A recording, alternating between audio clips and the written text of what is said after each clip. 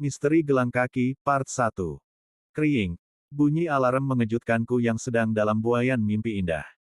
Dengan gerak lambat dan agak malas, aku bangkit dari tempat tidur menuju kamar mandi. Pukul 6.30 aku sudah rapi dan siap berangkat ke sekolah yang tak jauh dari rumah, hanya sekitar 500 meter. Jadi, aku berangkat sekolah dengan berjalan kaki. Sesampainya di sekolah, ya sekolahku, SMA Harapan, sudah ramai seperti biasanya.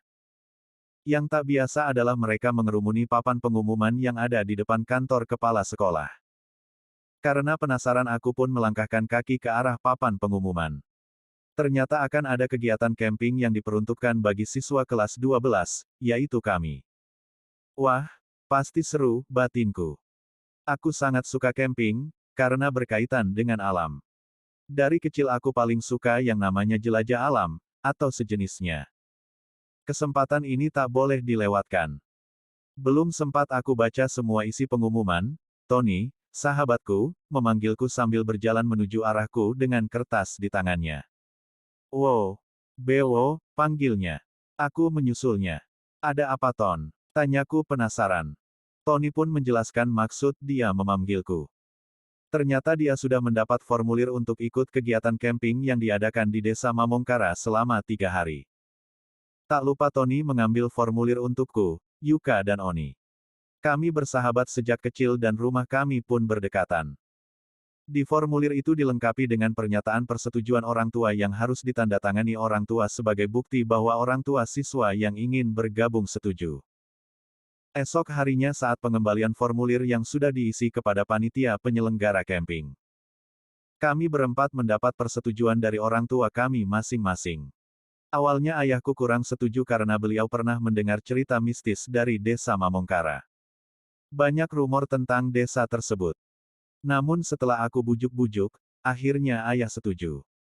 Camping tinggal 2 hari lagi, jadi dari hari ini harus segera packing-packing agar tidak ada perlengkapan yang tidak dibawa. Dengan bantuan ibu, semua perlengkapanku telah siap. Hari yang ditunggu-tunggu pun tiba. Kami berangkat agak kesorean karena bus yang kami naiki bannya bocor jadi harus ditambal dulu. Ternyata Desa Mamongkara sangatlah jauh.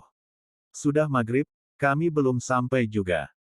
Kata Pak Supir, 45 menit lagi akan sampai. Tiba-tiba bus berhenti mendadak dan kami terhentak di kursi masing-masing bahkan ada yang sampai terjatuh. Ada apa Pak? Tanya Bu Vita. Anu Bu, itu ada nenek yang nyeberang jalan sembarangan, jawab Pak Supir dengan gagap. Saat dilihat oleh Bu Vita, tidak ada siapa-siapa di jalan. Semua keheranan bahkan ada yang mulai pucat wajahnya karena takut.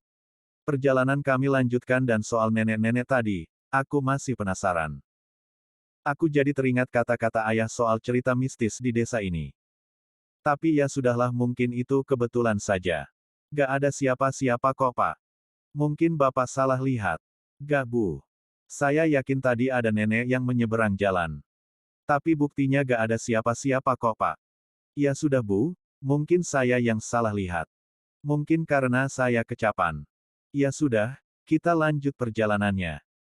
Sekitar pukul 7 malam, kami pun tiba di Desa Mamongkara, lebih tepatnya hutan Mamongkara. Di sana sudah menunggu beberapa penduduk desa. Ada Pak Kades dan beberapa penduduk. Mereka datang menyambut kedatangan kami sekaligus memberikan arahan agar tidak merusak hutan sekitar. Namun, ada larangan yang menurut kami aneh. Kami dilarang membawa senjata tajam ke sungai dan anak perempuan dilarang ke sungai.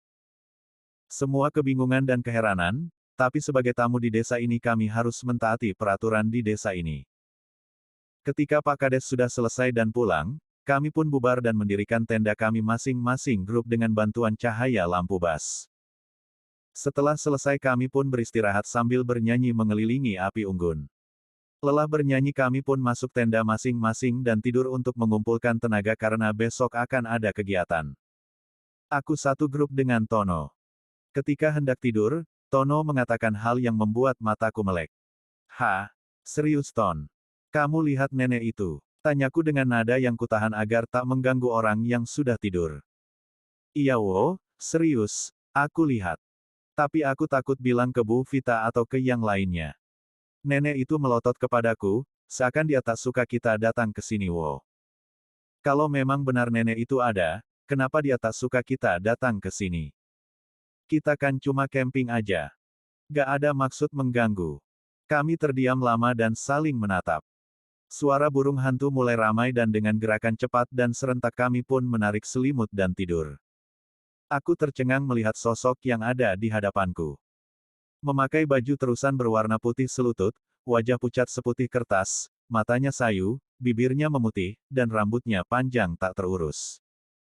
Dia menatapku seolah ada yang ingin dia sampaikan. Aku menjauh, namun ia mengikutiku. Aku semakin menjauh dan ia coba memanggilku. Wo, Bewo, panggilnya dengan suara yang sangat halus. Aku mempercepat langkahku namun sosok itu selalu ada di belakangku. Wo, Bowo. Suaranya semakin keras dan aku merasa kalau suara itu semakin dekat bahkan lama-lama aku mengenal suara itu, seperti suara. Bewo. Bangun udah pagi, teriak Tony di telingaku. Aku terhentak dan langsung bangun. Tony yang ada di depanku telah siap dengan alat mandinya. Wow, mandi. Yang lain udah pada ke sungai tuh. Aku tak menyahut, hanya mengangguk dan mengambil peralatan mandi dan berjalan mengikuti Tony dari belakang. Jarak tenda ke sungai tak jauh hanya 100 meter saja, namun hutan yang gelap yang dipenuhi pohon yang heterogen dan besar-besar membuat sungai itu tak kelihatan. Aku memandangi sekeliling sambil berjalan. Sekilas mataku menangkap sosok perempuan di balik pepohonan. Saat kulihat kembali sosok itu hilang. Tak mau jauh dari Tono, aku mempercepat langkahku. Sampai di sungai kami langsung mandi. Tak sengaja aku menginjak sesuatu di dasar sungai yang tidak dalam itu. Aku meraihnya dan ternyata sebuah gelang kaki. Gelang kaki yang sangat indah. Mirip rantai ukuran mini yang dipenuhi manik-manik berwarna kuning kemasan. Aku teringat Yuka yang suka dengan aksesoris.